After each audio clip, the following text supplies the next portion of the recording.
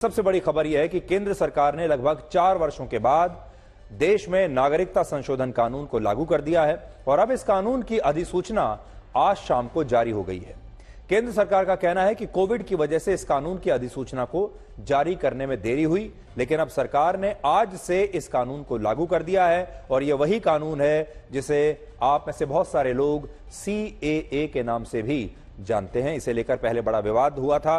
CAA का मतलब होता है सिटीजनशिप अमेंडमेंट एक्ट 2019, इस कानून का नाम है।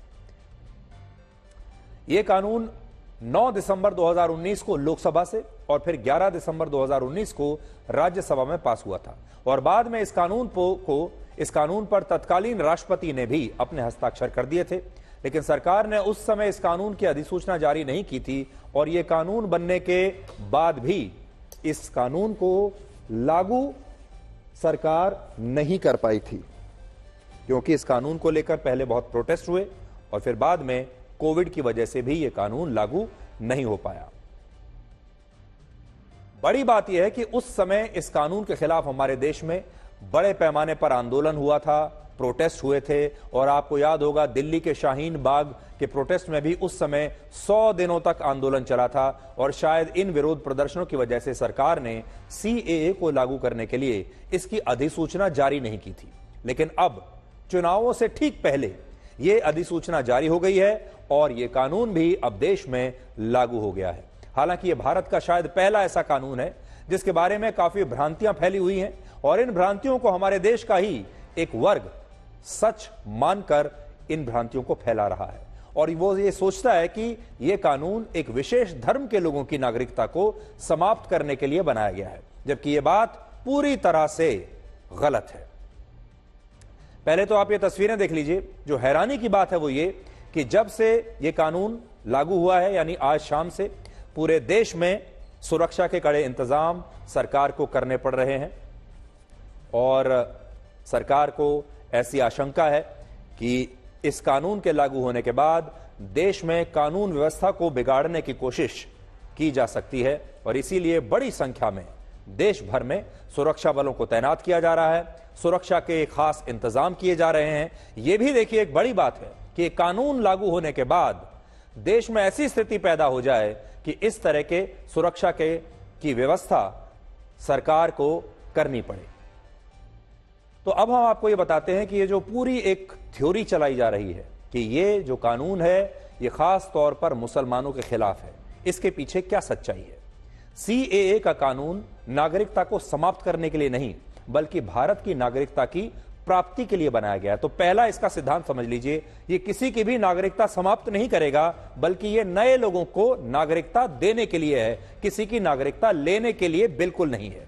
और यह कानून आज का नहीं है बल्कि यह कानून पंडित जवाहरलाल नेहरू की सरकार के समय का है, जो पहली बार वर्ष 1955 में लागू हुआ था और उसके बाद इस कानून में कई बार संशोधन हुए और अब तक यह कानून कुल 6 बार इसका संशोधन हो चुका है और मोदी सरकार के संशोधित कानून को सिटीजनशिप अमेंडमेंट एक्ट 2019 कहते हैं। तो ये आज का कानून नहीं है, 1955 में ये पहली बार लागू हुआ था, उसके बाद 6 संशोधन इसमें हुए और फिर ये जो नया रूप इसका है ये 2019 में आया। सबसे बड़ी बात यह है कि इस कानून का भारत के लोगों की नागरिकता से असल में कोई लेना देना है ही नहीं। भारत में रह रहे हिंदू, मुस्लिम, सिख, ईसाई, जैन, बौद्ध और पारसी धर्म के लोगों पर इस कानून की नागरिकता का कोई भी असर नहीं पड़ने वाला। यानी जो लोग पहले से ही भारत में रह रहे हैं, जिनके पास पहले से ही भारत की नागरिकता है, चाहे वो किसी भी धर्म को मानने वाले हों, उनका इस कानून पर कोई असर नहीं पड़ेगा, क्योंकि यह कानून भारत के लोगों की नागरिकता के बारे में है ही नहीं। यह कानून भारत के उन 3 पड़ोसी देशों के बारे में है जहां के अल्पसंख्यक समुदाय के लोगों को मोदी सरकार इस नए कानून के तहत भारत की नागरिकता देना चाहती है।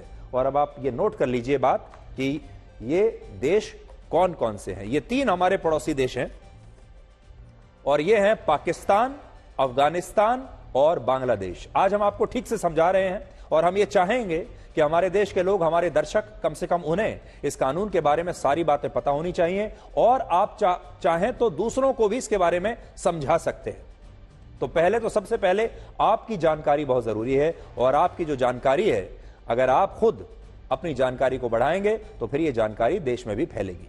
तो इन तीनों ही देशों में हिंदू, सिख, जैन, बौद्ध, पारसी और ईसाई धर्म के लोग अल्पसंख्यक हैं। वो अल्पसंख्यक माने जाते हैं क्योंकि उनकी संख्या वहां बहुत कम है। और यह नया कानून यह कहता है कि इन अल्पसंख्यक समुदायों के जो लोग 31 दिसंबर 2014 या उससे पहले भारत आ चुके हैं, उन्हें मोदी सरकार भारत की नागरिकता दे देगी। तो ये तो अब आप समझ गए होंगे कि ये जो 3 देश हैं, ये असल में तीनों ही इस्लामिक देश हैं। और इन तीनों देशों में ये जो साथ में आप देख रहे हैं, हिंदू, सिख, जैन, बौद्ध, पारसी और ईसाई, ये लोग अल्पसंख्यक हैं। और आपने देखा होगा कि इन तीनों ही देशों से ये खबरें आती रहती हैं कि इन अल्पसंख्यक समुदाय के लोगों पर वहां पर अत्याचार होता है, इन्हें इनके जो अधिकार हैं वो नहीं दिए जाते, और बहुत सारे लोग परेशान होकर किसी न किसी तरीके से वापस भारत भाग आते हैं। अब देखिए, इसके पीछे कुछ आंकड़े भी समझिए। वर्ष 1972 से 2011 के बीच कुल 18,74,000 लोग पाकिस्तान, अफगानिस्तान और बांग्लादेश से भारत में आ चुके हैं। और इन लोगों में कितने मुस्लिम हैं और कितने गैर मुस्लिम और हिंदू हैं, इसका अभी कोई आंकड़ा उपलब्ध नहीं है। लेकिन सारे अनुमान यह कहते हैं कि इस कानून से इन तीनों देशों के लाखों गैर मुस्लिम शरणार्थियों को भारत की नागरिकता मिल जाएगी। गैर मुस्लिम शरणार्थियों को, जिसके लिए इन लोगों को सरकार द्वारा बताई गई एक वेबसाइट पर पहले अपना रजिस्ट्रेशन कराना होगा और फिर यह प्रोसेस शुरू हो जाएगा। और ये जो इसमें अगर आप देखेंगे, इन तीनों देशों से धर्म के नाम पर अत्याचार का शिकार होने पर जो लोग आते हैं, उनमें शायद ही कोई मुस्लिम समुदाय का व्यक्ति होगा। ऐसे लोगों की संख्या या तो ना के बराबर है या फिर बहुत ही मामूली होगी, जिन्हें उनके धर्म की वजह से पाकिस्तान में, अफगानिस्तान में या बांग्लादेश में जिन पर अत्याचार होता हो, जिन्हें उनके अधिकार उनसे छीन लिए गए हों धर्म के कारण। किसी भी इन तीनों ही देश में मुसलमान व्यक्ति पर इस तरह के अत्याचार नहीं होते, बल्कि हिंदुओं पर होते हैं, सिखों पर होते हैं, जैन धर्म, बौद्ध, पारसी और ईसाइयों पर होते हैं।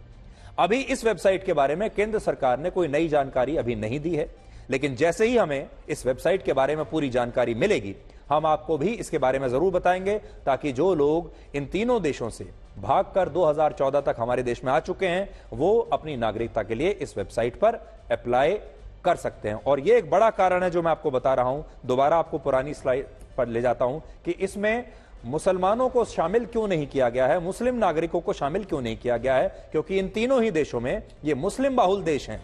यहां पर इस्लाम को मानने वाले लोग जो हैं वो अल्पसंख्यक नहीं है, बल्कि वो मेजॉरिटी में है, और उन पर धर्म के आधार पर किसी भी तरह का भेदभाव का शिकार वो नहीं होते हैं। इसलिए इसमें मुसलमानों को शामिल नहीं किया गया है। इस कानून को लेकर एक बात यह भी कही जाती है कि इसमें मुसलमानों को नागरिकता देने का प्रावधान क्यों नहीं है, और भारत सरकार सिर्फ हिंदू और बाकी गैर मुसलमानों को ही भारत की नागरिकता क्यों दे रही है। तो ऐसे लोगों को हम ये बताना चाहते हैं कि पाकिस्तान, अफगानिस्तान और बांग्लादेश ये तीनों ही मुस्लिम बाहुल देश हैं, जैसा कि मैंने अभी आपको बताया। और पाकिस्तान में 97%, अफगानिस्तान में 99.7% और बांग्लादेश में 91% मुसलमान रहते हैं। और इसलिए इन देशों के मुसलमानों को भारत की नागरिकता की आवश्यकता बिल्कुल नहीं है। और कोई भी देश किसी दूसरे की बहुसंख्यक आबादी को नागरिकता देने के लिए कभी कानून नहीं बनाता, क्योंकि नागरिकता की जरूरत बहुसंख्यक आबादी को होती ही नहीं है। इसलिए आप खुद ही सोचिए, पाकिस्तान में रहने वाला कोई मुसलमान भारत की नागरिकता क्यों चाहेगा? अफगानिस्तान में रहने वाला कोई मुसलमान भारत की नागरिकता क्यों लेना चाहेगा? और बांग्लादेश में रहने वाला वहां का कोई मुसलमान नागरिक भारत की नागरिकता क्यों लेना चाहेगा? और भारत भी उसे अपने यहां की नागरिकता क्यों देगा?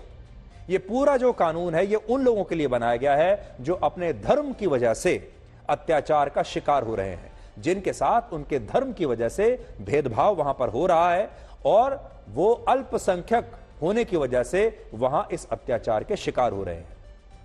नागरिकता की जरूरत अल्पसंख्यक आबादी को होती है, और इन देशों में अभी अल्पसंख्यक आबादी कौन है? वो हैं हिंदू, सिख, जैन, बौद्ध, पारसी और ईसाई धर्म के लोग वहां पर अल्पसंख्यक हैं। इसलिए उनकी जान खतरे में है, और ये उन लोगों की जान बचाने के लिए यह कानून लाया गया है। अब सोचिए, पाकिस्तान में इस समय सिर्फ 1.18% हिंदू बचे हैं, बांग्लादेश में सिर्फ 8.5% हिंदू बचे हैं और अफगानिस्तान में तो सिर्फ 0.04% हिंदू ही बचे हैं। और मोदी सरकार के इस नए कानून से इन हिंदुओं को भी अभी जो नागरिकता पहले नहीं मिल रही थी और अब इन्हें नागरिकता मिल पाएगी। यह नागरिकता उन्हीं हिंदुओं और गैर मुसलमानों को सरकार की तरफ से मिलेगी जो 31 दिसंबर 2014 या उससे पहले भारत आ गए थे। तो एक और बड़ी बात यह है कि अगर आज इन तीनों देशों से कोई भी हिंदू या कोई भी अल्पसंख्यक गैर मुसलमान व्यक्ति अगर आज आ भी जाए, उसे भी नागरिकता नहीं मिलेगी। नागरिकता उनको मिलेगी जो 2014 तक आ चुके हैं। और सबसे बड़ी बात यह है कि इस कानून का भारत में रह रहे लोगों की नागरिकता से दूर दूर तक कोई लेना देना नहीं है। भारत में जिसके पास जो नागरिकता है वो बनी रहेगी। लेकिन इसके बावजूद बार बार इस कानून के बारे में एक झूठ फैलाया जाता है और इसे मुस्लिम विरोधी कानून बताने की कोशिश की जाती है। अब भी हमारे देश में कुछ लोग और अंतर्राष्ट्रीय मीडिया इस कानून के बारे में एक फेक न्यूज फैला रहा है और सीएए को एंटी मुस्लिम कानून बताया जा रहा है। और आज मैं आपको एक बड़ी इंटरेस्टिंग चीज दिखाता हूं, देखिए। कतर के सबसे बड़े मीडिया नेटवर्क जिसका नाम है अल जजीरा ने इस कानून के ऊपर आज जब ये भारत में लागू हुआ है इस पर एक खबर की है अल जजीरा ने। और अल जजीरा ने क्या लिखा है मैं बड़ी स्क्रीन पर आपको दिखाता हूं, देखिए। अल जजीरा का ये जो हेडलाइन है, अल जजीरा लिखता है breaking news, India implements anti Muslim 2019 citizenship law weeks before election. यानी अल जजीरा ने यह मान लिया कि यह मुस्लिम विरोधी कानून है और उसने अपनी हेडलाइन में इस कानून को मुस्लिम विरोधी कानून बताया है। और अल जजीरा कहां का चैनल है? यह है कतर का एक चैनल। और मेरे हाथ में ये जो आर्टिकल जो उन्होंने पोस्ट किया है उस आर्टिकल की मेरे पास कॉपी है जो मैं लेकर आया हूं। ये वो कॉपी है, देखिए, आपको मैं दिखाने की कोशिश कर रहा हूं। तस्वीर आप देखिए, कौन सी तस्वीर उन्होंने इस्तेमाल की है। और ये आर्टिकल लिखता है India implements anti Muslim 2019 citizenship law before election. और उसके बाद इस कानून के बारे में उन्होंने लिखा है कि यह बहुत ही विवादित कानून है और the law was declared anti Muslim by several right groups for keeping the community out of its ambit, raising questions over the secular character of the world's largest democracy. यानी ये दुनिया के सबसे बड़े लोकतंत्र के चरित्र पर एक सवाल उठाता है। हमारे देश के विपक्षी नेताओं ने भी इस कानून को वही नाम दिया है जो अल जजीरा कहकर जो इसको पुकार रहा है, लिख रहा है। अल जजीरा की भाषा और हमारे देश के विरोधी दलों की भाषा एक ही है और वो भी इस कानून को मुस्लिम विरोधी बताकर इसका विरोध कर रहे हैं और यह विरोध शुरू हो चुका है, जबकि इस कानून का भारत के मुसलमानों से कोई संबंध है ही नहीं। इसलिए हम भारत में रहने वाले जो हमारे जो मुस्लिम दर्शक हैं, मुस्लिम हमारे भाई बहन हैं, उन्हें हम ये बताना चाहते हैं कि इसका भारत में रहने वाले किसी भी नागरिक से, चाहे वो किसी भी धर्म का हो, हिंदू हो, मुसलमान हो, सिख हो, ईसाई हो, बौद्ध हो, पारसी हो, उससे कोई लेना देना इसका नहीं है। पश्चिम बंगाल की मुख्यमंत्री ममता बनर्जी ने कहा है कि वो इस कानून को पश्चिम बंगाल में लागू नहीं होने देंगी। तो एक मुख्यमंत्री ने पहले ही चुनौती इस कानून को दे दी है।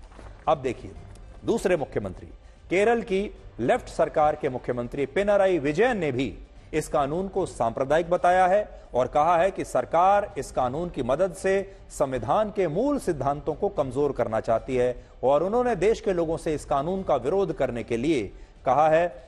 उनका भी ट्वीट है और बहुत लंबा चौड़ा उन्होंने ट्वीट किया है जो कि आपकी स्क्रीन पर है। और वो ये बताते हैं कि this can only be seen as part of the Hindutva communal agenda of the Sangh Parivar. यानी ये तो संघ परिवार का सांप्रदायिक एजेंडा है। Denying citizenship to Muslims while granting citizenships to non Muslims who immigrated to India from Pakistan, Bangladesh and Afghanistan is blatant violation of the constitution. यानी ये तो संविधान का ही खुले रूप से उल्लंघन है और हम भी इस कानून को लागू नहीं होने देंगे। Kerala was the first legislative assembly to pass a resolution against CAA. The government of Kerala had announced that the NPR will not be implemented in the state. तो ये कहते हैं कि हम तो अपने राज्य में इसे लागू होने ही नहीं देंगे। और वो उन्होंने साफ लिखा है, it will not be implemented in Kerala. Paschim Bengal के मुख्यमंत्री भी यही कह रही हैं कि हम इसे पश्चिम बंगाल में लागू नहीं होने देंगे। इसके अलावा उन्होंने केरल के मुख्यमंत्री ने यह भी कहा है कि भारत सरकार इस कानून की मदद से पाकिस्तान, अफगानिस्तान और बांग्लादेश के मुसलमानों को नागरिकता क्यों नहीं दे रही। वो सवाल उठा रहे हैं कि अगर सबको नागरिकता दी जा रही है तो मुसलमानों को क्यों नहीं दी जा रही।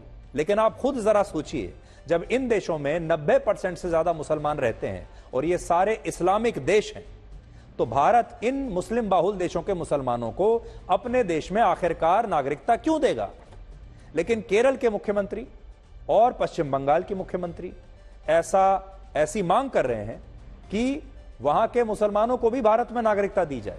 और उन्होंने यह भी कहा है कि इस कानून से भारत की धर्मनिरपेक्षता को चुनौती मिलेगी। अब आप सोचिए, अगर इसमें मुसलमानों को भी लागू कर लिया जाए तो फिर पश्चिम बंगाल में जो इतने बड़ी संख्या में जो लोग आते हैं, जिन्हें हम गैर कानूनी शरणार्थी भी कहते हैं, उन सबको नागरिकता मिल जाएगी। केरल के मुख्यमंत्री ने भी ऐलान किया है कि वो सीएए को अपने राज्य में लागू नहीं करेंगे। और उत्तर प्रदेश की पूर्व मुख्यमंत्री मायावती ने भी आज एक ट्वीट किया है और उन्होंने सोशल मीडिया पर एक्स पर एक पोस्ट लिखा है। उन्होंने कहा है कि सरकार को देश में सीएए तभी लागू करना चाहिए था जब इस कानून को लेकर जो संदेह और आशंकाएं हैं, जब वो लोगों के मन से दूर हो जाएं। यानी अभी लागू नहीं करना चाहिए था, पहले आशंका और संदेह दूर करो फिर लागू करो। विपक्षी नेताओं की इन प्रतिक्रियाओं से आप ये समझ सकते हैं कि हमारे देश में 2024 के लोकसभा चुनाव का बड़ा मुद्दा अब ये सीएए बन सकता है और इस पर वोटों के ध्रुवीकरण की राजनीति अब खुलकर होगी। आधार कार्ड যখন বাতিল করা হচ্ছিল আমরা রুখে দাঁড়িয়েছিলাম এবং আজও যদি কারো অধিকার কেড়ে নেওয়া হয়, মনে রাখবেন তৃণমূল কংগ্রেস একমাত্র রাজনৈতিক দল সর্বপ্রথম সে আওয়াজ তুলবে, আলোড়ন তুলবে যে মধ্যরাতে এমন কিছু করবেন না। এটা ফ্রিডম অ্যাট মিডনাইট নয়, এটা বিজেপির পরিকল্পনা ছলনা। সাহস থাকলে আপনি 6 মাস আগে দিতেন, 4 বছর অপেক্ষা করতে হলো কেন? আর হঠাৎ ইলেকশনের আগে নানা রকম বুলিয়ে উড়ে বেড়াচ্ছেন। কে নিয়ে কি করবে আমার ডাউট আছে। আমি সবাইকে বলবো চিন্তা করবেন না, ভয় পাবেন না। কোনো মানুষকে বঞ্চিত হতে আমরা দেব না, এনআরসি করতে দেব না।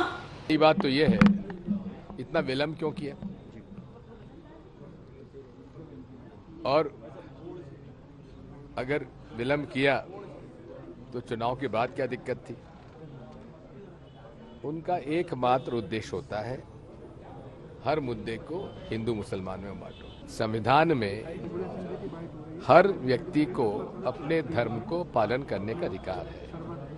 इसलिए अगर किसी कानून में धर्म के आधार पर यह तय किया जाएगा कि कौन नागरिक बन सकता है, कौन नहीं बन सकता है, मेरे मत में ये भारतीय संविधान के खिलाफ है। चुनाव के पहले जिन लोगों को वो वादा किए थे कि हम नागरिकता देंगे और जिसको पहले वो गाली देते थे कि वो इलीगल माइग्रेंट है, बांग्लादेशी घुसपैठिया है, ये आरएसएस कहती थी, अब चुनाव के वक्त उनके वोट लेने के लिए वो कहे कि तुमको हम नागरिकता देंगे, लेकिन ऐसे वो नागरिकता दे नहीं सकते। इसलिए रूल्स बना करके वो चुनाव पार कर लेंगे और एक तरफ कुछ लोगों को कहेंगे हम तुम्हारे नागरिकता को छीन रहे हैं और कुछ लोगों को कहेंगे हम तुम्हें नागरिकता दे रहे हैं। ये कोई लॉजिक तो ही है बच्चों का कि वो डाल देंगे। कानून के तहत आप इतने आसानी से किसी को नागरिकता ले भी नहीं सकते, किसी को नागरिकता दे भी नहीं सकते। तो अब ये सब करके हिंदू मुसलमान करेंगे, भारत पाकिस्तान करेंगे, भारत बांग्लादेश करेंगे। ये खेल आखिरी खेल उनका चल रहा है, चलने दो, लागू होने दो। 370 भी हटाया, क्या किया कश्मीर में, कश्मीरी पंडित आ गए घर में। ये खेल करते रहते हैं लोग। अभी जब तक चुनाव है तब तक सीए खेलेंगे, खेलने दो। लोकसभा इलेक्शन से पहले सीए का रूल्स रेगुलेशन चालू हो जाएगा। ये चालू हो गया, हम जो बोलते हैं वो करते हैं। अब किसी की इससे तकलीफ नहीं है, सब आनंद में है, लेकिन हमारे मुख्यमंत्री को नींद नहीं आ रहा है, यही तकलीफ है उनको। सीएए के लागू होने के बाद देश भर में एक बार फिर से सुरक्षा को बढ़ा दिया गया है और सुरक्षा के जो नए इंतजाम करने पड़ रहे हैं सरकार को वो तो मैं आपको बताऊंगा, लेकिन उससे पहले एक बार और मैं आपको आंकड़े फिर से बता देता हूं। सोचिए, वर्ष 1972 से लेकर 2011 के बीच कुल मिलाकर 18,74,000 लोग पाकिस्तान, अफगानिस्तान और बांग्लादेश से भारत आ चुके हैं। 18 लाख लोग। और सीएए के लागू होने के बाद जो है इन 18 लाख लोगों को अब नागरिकता मिल जाएगी।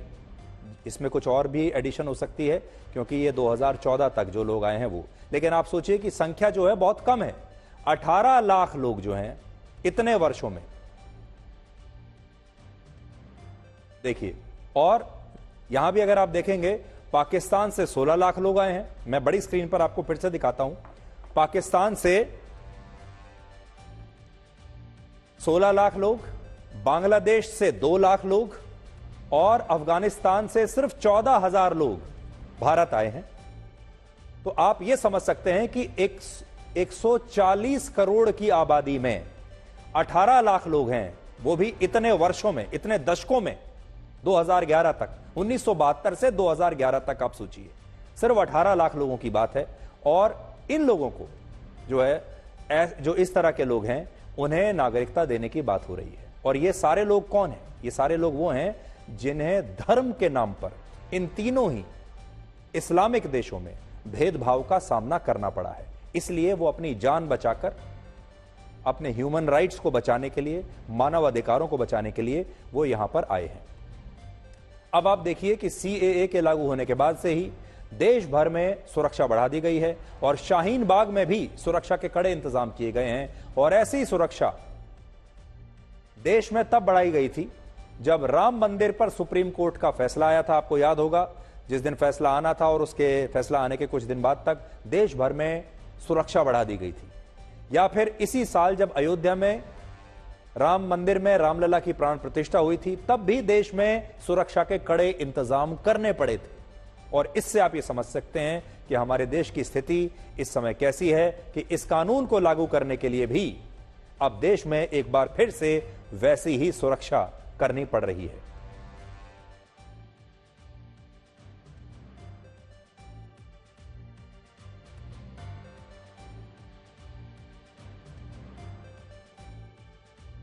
और अभी मैंने जो आपको 18 लाख लोगों का बताया, ये डेटा हमारे पास है 18 लाख लोगों का, लेकिन इसमें धर्म के नाम पर इस डेटा का डिफरेंशिएशन हमारे पास, इस डेटा का ब्रेकअप किसी के पास नहीं है कि इन 18,74,000 लोगों में कौन सा किस धर्म का व्यक्ति है। इसका ब्रेकअप अभी हमारे पास नहीं है। आज हमने अपने मुस्लिम भाइयों को यह बताने के बारे में सोचा है, हम उन्हें यह बताना चाहते हैं कि भारत का संविधान देश के मुसलमानों को नागरिकता की गारंटी देता है और इस गारंटी को हमारे देश के मुसलमान नागरिकों से कोई नहीं छीन सकता।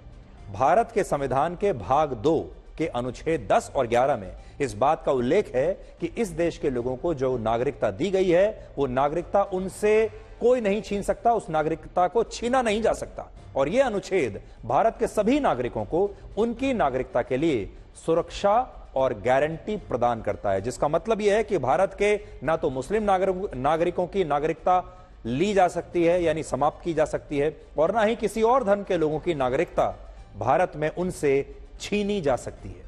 हालांकि कई विपक्षी नेता अब भी इस कानून को लेकर गलत जानकारियां फैला रहे हैं और दिल्ली के मुख्यमंत्री अरविंद केजरीवाल ने भी कहा है कि भारत सरकार अपने ही देश के नागरिकों को तो नौकरी दे नहीं पा रही, लेकिन वो दूसरे देशों को यहां लाकर उन्हें नागरिकता देना चाहती है और इसलिए सरकार का यह कानून सही नहीं है।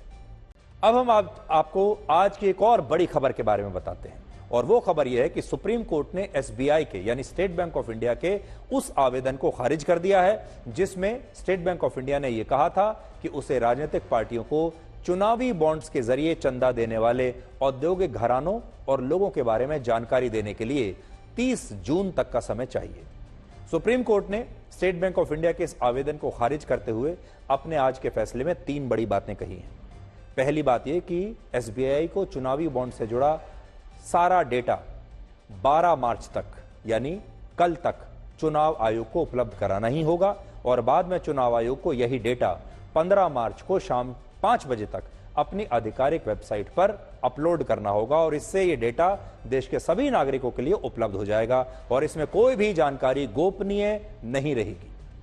यहां गोपनीय जानकारी को सार्वजनिक करने का मतलब यह है कि जिन लोगों ने चुनावों में अपनी पसंद की राजनीतिक पार्टियों को चंदा देने के लिए ये चुनावी बॉन्ड्स खरीदे थे, उन सभी लोगों के नाम और जिन पार्टियों ने ये चुनावी बॉन्ड्स एनकैश कराए थे उसकी पूरी जानकारी स्टेट बैंक ऑफ इंडिया को अब चुनाव आयोग को देनी होगी और फिर चुनाव आयोग 15 मार्च को शाम 5 बजे तक ये सारी जानकारी अपनी आधिकारिक वेबसाइट पर प्रकाशित कर देगा।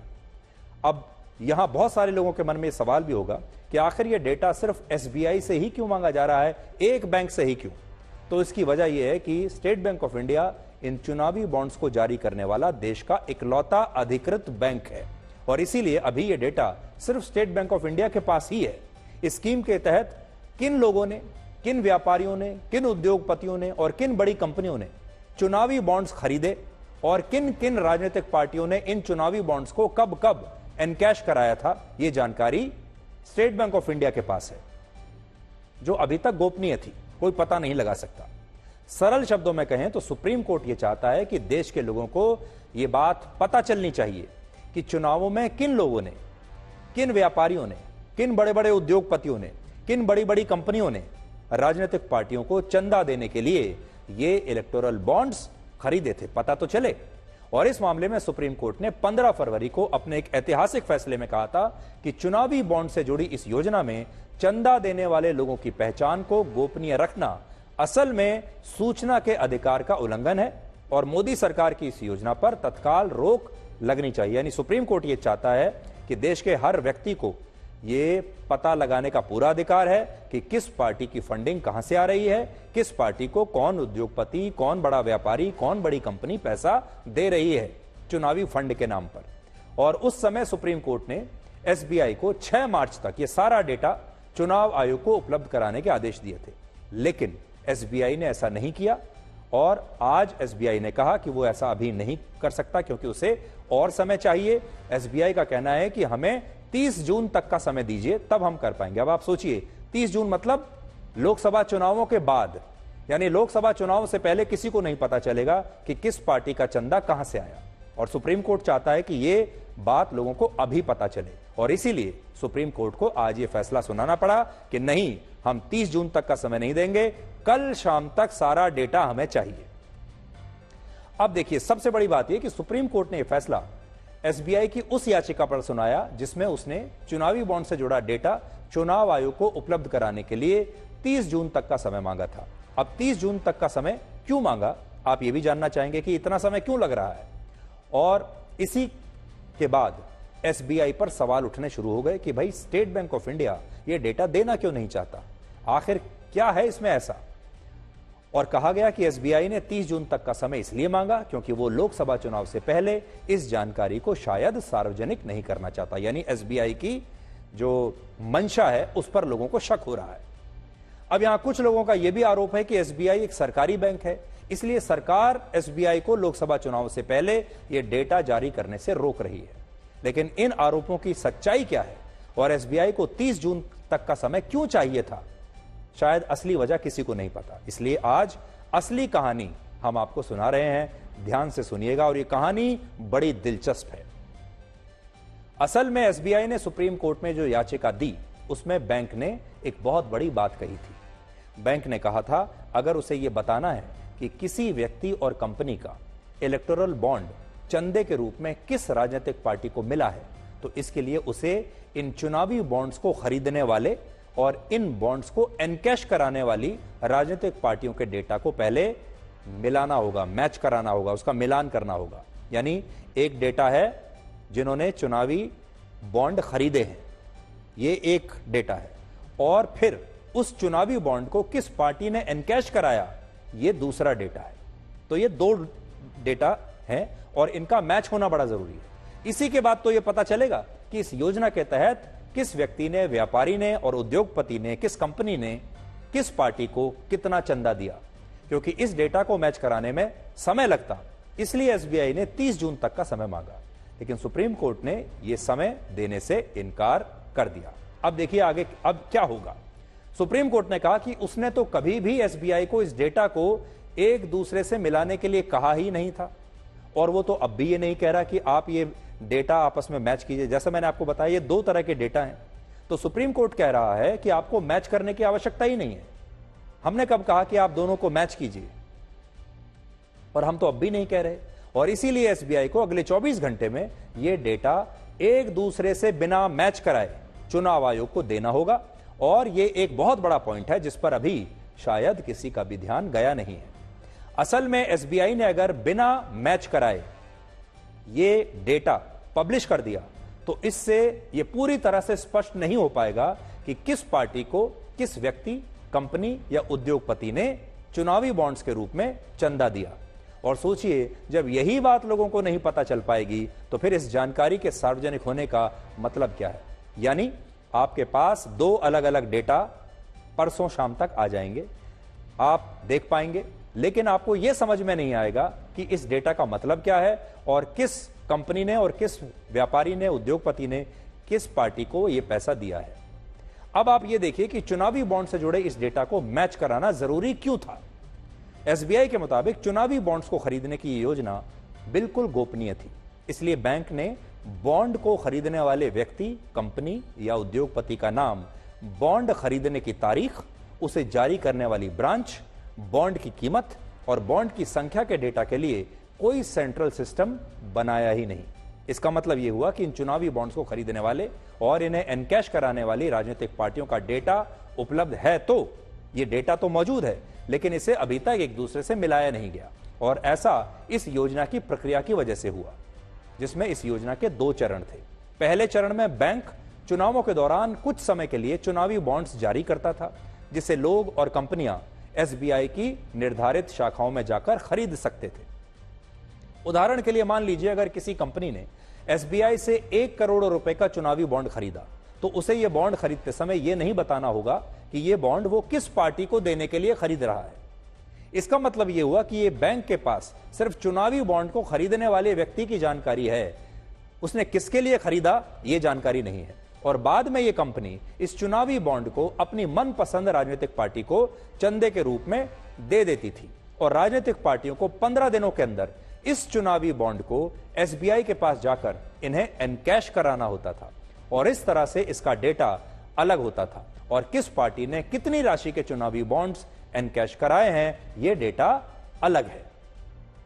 इन सभी बॉन्ड्स का एक नंबर जरूर होता था, जिसे मैच कराने के लिए ही एसबीआई ने 30 जून तक का समय मांगा था और कहा कि अगर लोगों को यह बताना है कि किस व्यक्ति और कंपनी ने किस पार्टी को कितने रुपए के चुनावी बॉन्ड्स दिए तो इसमें समय लगेगा।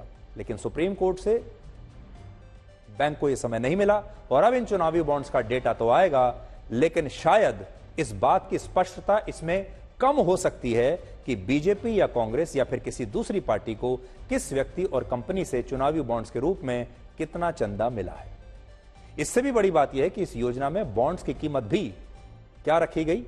1000, 10,000, 1 लाख, 10 लाख और 1 करोड़ रुपए, ये अलग अलग जो है बॉन्ड्स की कीमत रखी गई। मान लीजिए अगर आपको 2 करोड़ रुपए किसी पार्टी को देने हैं तो आपको 1-1 करोड़ के 2 बॉन्ड खरीदने पड़ेंगे।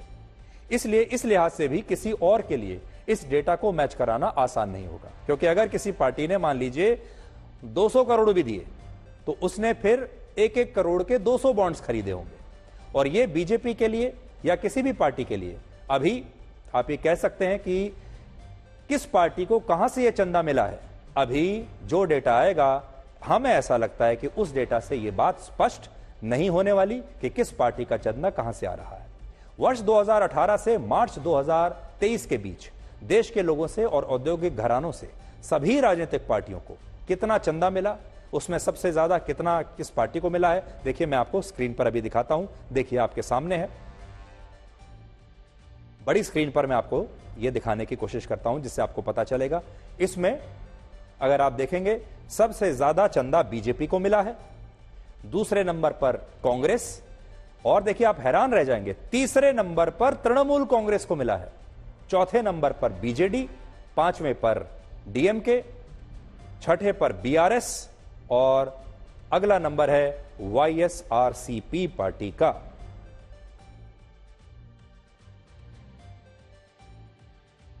एसबीआई द्वारा 4.5 महीने मांगने के बाद साफ हो गया कि मोदी सरकार अपने काले करतूतों को पर्दा डालने का कोशिश कर रहे हैं।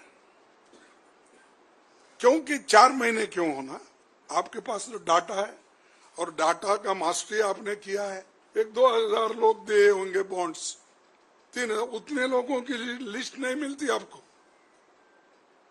तो क्यों छुपा रहे हैं?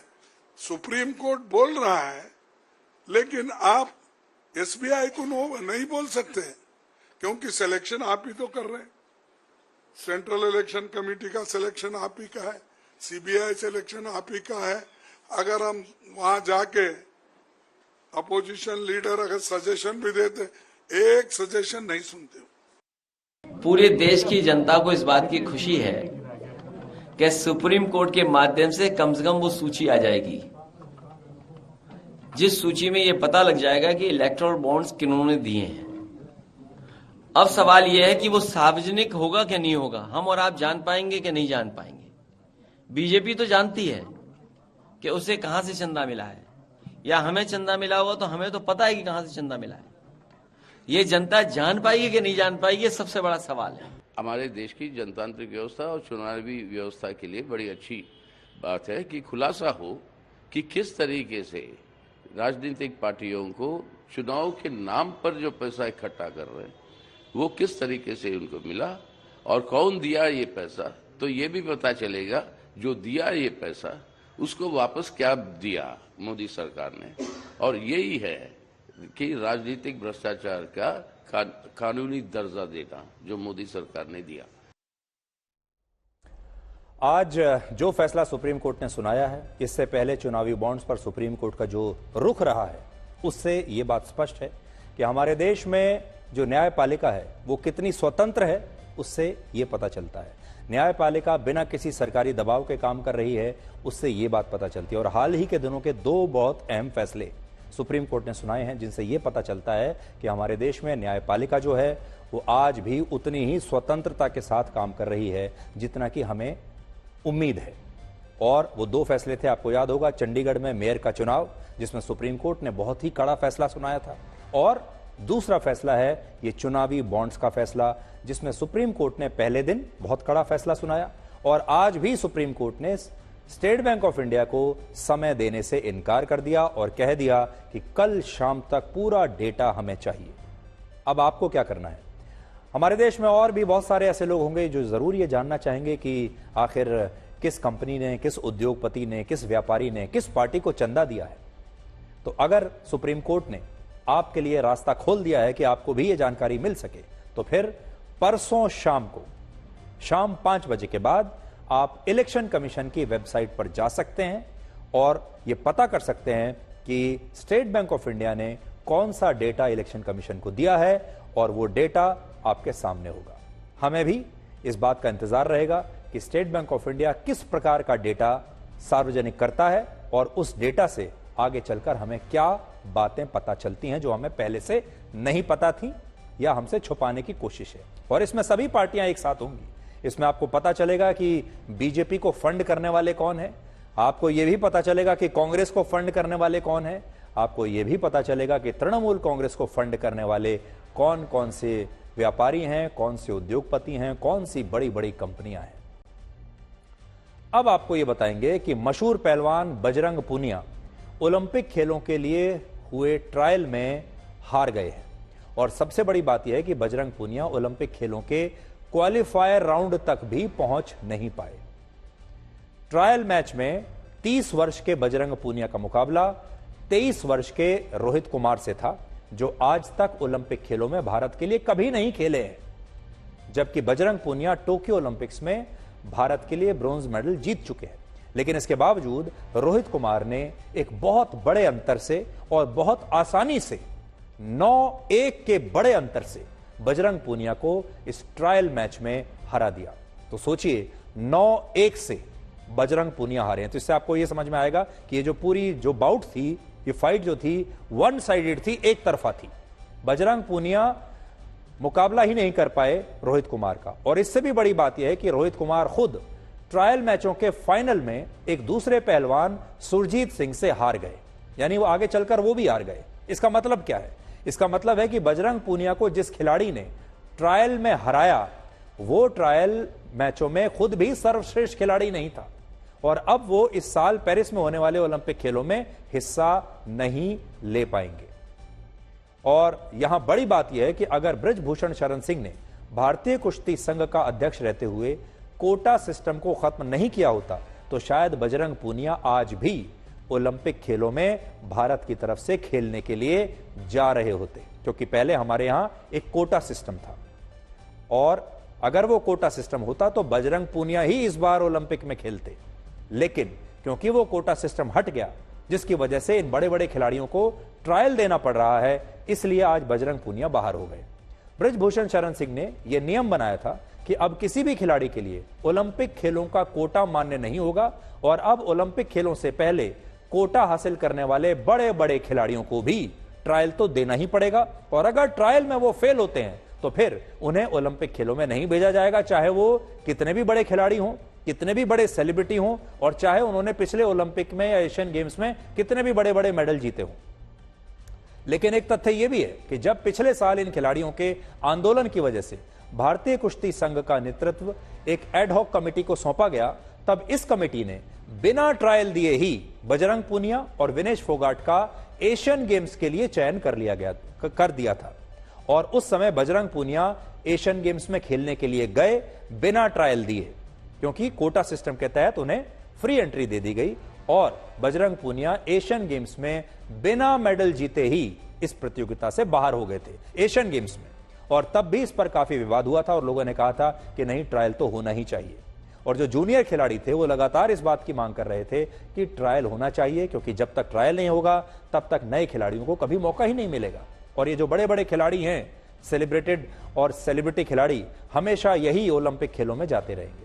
बड़ी बात यह है कि अगर बजरंग पूनिया एशियन गेम्स में ब्रॉन्ज मेडल जीत जाते इस बार भी, तो शायद उन्हें ओलंपिक खेलों में भाग लेने के लिए ट्रायल देना ही ना पड़ता, क्योंकि पुराने नियम कहते हैं कि अगर कोई खिलाड़ी एशियन गेम्स में मेडल जीत कर आता है तो उसे ओलंपिक खेलों के लिए कोटा मिल जाता है। और इस बार भी शायद ऐसा ही होता, लेकिन क्योंकि बजरंग पूनिया एशियन गेम्स में भी हार गए थे, इसलिए उन्हें ओलंपिक खेलों के लिए यह ट्रायल देना पड़ा और अब वो ट्रायल में अपने हार की वजह से ओलंपिक खेलों में भी अब खेल नहीं पाएंगे। रोहित कुमार ने, जो कि उनके एक जूनियर पहलवान हैं, बजरंग पूनिया के जूनियर हैं, इस ट्रायल को जीतने के बाद रोहित कुमार ने क्या कहा वो सुनिए। बहुत अच्छा बच्चों ने प्रदर्शन किया, हमारी टेक्निकल टीम ने बहुत अच्छी तरह कंडक्ट कराया, बहुत स्मूथली सब ट्रायल्स हुए हैं और ये सब इंटरनेशनल इवेंट में अब जो आने वाले international Asia championship, Asia qualifying, world qualifying और ओलंपिक तक कैंप्स लगते रहेंगे और इससे क्वालिफाई होकर बच्चे ओलंपिक तक हमारे जाएंगे और देश के लिए मेडल लाएंगे। देखिए, किसी भी खिलाड़ी की जो असली पहचान होती है और वो किस लायक है, ये बात खेल के मैदान में पता चलती है। हम यही चाहेंगे कि हमारे देश की जो बेहतरीन प्रतिभा है उसे मौका मिलना चाहिए और जो बेहतरीन प्रतिभा है, चाहे वो जूनियर हो, चाहे वो सीनियर हो, चाहे वो सेलिब्रिटी खिलाड़ी हो या फिर कोई नया फ्रेशर हो, उसे मौका मिलना चाहिए। और किसी को भी ओलंपिक या एशियन गेम्स में जो एक बर्थ मिलता है, ऐसे व्यक्ति को नहीं मिलना चाहिए जो कि उसके काबिल नहीं है या जिसकी प्रैक्टिस में कोई कमी है या जिसने ठीक से मेहनत नहीं की है। हम बस इतना कहना चाहते हैं। और हमारा जो पहले आंदोलन हुआ, किन मुद्दों पर यह आंदोलन हुआ, ये उस पर कोई टिप्पणी नहीं है। हमारा उस आंदोलन से आज हम इस खबर को उस आंदोलन से बिल्कुल अलग रखते हैं, क्योंकि बजरंग पूनिया आंदोलन में बैठे थे। ये भी हो सकता है कि उस आंदोलन की वजह से वो प्रैक्टिस ना कर पाए हों, ये भी हो सकता है कि जो उनकी लय है वो टूट गई हो, क्योंकि एक लंबा गैप, एक लंबा इंटरवल उनके जीवन में उस आंदोलन की वजह से आ गया था। ये कारण हो सकता है। लेकिन देखिए, खेल का मैदान जो होता है वो न्यूट्रल होता है, वो ये नहीं देखता कि कौन खिलाड़ी कितना बड़ा है या कौन कितना जूनियर है। अब आपको ये बताते हैं कि पश्चिम बंगाल के मुख्यमंत्री ममता बनर्जी ने कांग्रेस के बड़े नेता अधीर रंजन चौधरी के खिलाफ मशहूर क्रिकेटर यूसुफ पठान को चुनावी मैदान में क्यों उतारा है और अधीर रंजन इससे परेशान क्यों है। टीएमसी ने पश्चिम बंगाल की सभी 42 सीटों पर अपने लोकसभा उम्मीदवारों के नामों की घोषणा कर दी है और इससे स्पष्ट हो गया है कि पश्चिम बंगाल में बीजेपी का मुकाबला अब इंडिया गठबंधन से नहीं होगा, बल्कि सीधी टक्कर ममता बनर्जी से है और पश्चिम बंगाल में इंडिया गठबंधन का कोई अस्तित्व है ही नहीं। वर्ष 2019 के लोकसभा चुनाव में टीएमसी को पश्चिम बंगाल की 22 और बीजेपी को 18 सीट मिली थी। कांग्रेस ने 2 सीट जीती थी, जिसमें बहरामपुर सीट पर अधीर रंजन चौधरी जीते थे। लेकिन इस बार ममता बनर्जी ने उनके खिलाफ यूसुफ पठान को उम्मीदवार बना दिया है और उनकी मुश्किल बढ़ा दी है। अधीर रंजन चौधरी इस सीट से 5 बार लोकसभा का चुनाव जीत चुके हैं और वर्ष 1999 से आज तक वो एक बार भी इस सीट से कभी हारे नहीं। लेकिन जब से टीएमसी ने यूसुफ पठान को टिकट दिया है, तब से अधीर रंजन चौधरी ममता बनर्जी पर लगातार हमला कर रहे हैं, नाराज हो रहे हैं और ममता बनर्जी पर मुस्लिम वोटों की राजनीति करने का आरोप लगा रहे हैं। और इसका कारण यह है कि पश्चिम बंगाल की एक ऐसी सीट है जहां मुस्लिम वोटर्स ज्यादा है। पश्चिम बंगाल की यह जो सीट है, बहरामपुर सीट, यहां लगभग 52% मुस्लिम वोटर हैं और अधीर रंजन चौधरी की जीत में मुस्लिम मतदाताओं की बड़ी भूमिका होती थी। लेकिन अब यूसुफ पठान के आने से ये मुस्लिम वोट बट जाएंगे, और वो भी 2 तरीके से। एक तो ये कि पश्चिम बंगाल के जो मुस्लिम वोटर्स हैं वो ममता बनर्जी को पसंद करते हैं और अगर उन्हें एक विकल्प दिया जाए तो वो ममता बनर्जी के उम्मीदवार की तरफ जाएंगे। और वो उम्मीदवार भी अगर यूसुफ पठान जैसा हो, जो कि खुद एक मुस्लिम कैंडिडेट भी हैं और साथ ही एक बहुत मशहूर क्रिकेटर भी हैं, उनका अपना एक जादू है, लोगों ने उन्हें भारतीय टीम में खेलते हुए देखा है, आईपीएल में खेलते हुए देखा है, इसलिए अधीर रंजन चौधरी की जो मुश्किलें हैं बहुत बढ़ गई हैं। देखिए, तो मुझे बहुत प्यार मिला है, कलकत्ता में हमेशा प्यार मिला और उसके बदले में मैं यहाँ पे उनको सर्व करूँगा और ये अच्छा मौका दिया है मुझे। पठान भाई, यहाँ के लोगों को मैं सर्व करूँगा, उनको जो भी वॉइस ओवर है वो पार्लियामेंट में लेके एएनसी ने मुझे इस काबिल समझा कि मैं लोगों की मदद कर सकता हूँ और उनका वॉइस ओवर पार्लियामेंट में लेके जा सकता हूँ और उनको हेल्प कर सकता हूँ। तो ये मेरे लिए एक अपॉर्चुनिटी था और मैंने ये डिसाइड किया। बस ममता बनर्जी की अगर कोई अच्छा सोच होती तो कम से कम गुजरात में गठबंधन से एक सीट की मांग कर लेती कि मेरा एक ही उम्मीदवार खड़ा होगी गुजरात से उनके नाम। नींद भी कितनी अजीब चीज है, आ जाए तो सब कुछ भुला देती है और ना आए तो बहुत कुछ याद दिला देती है।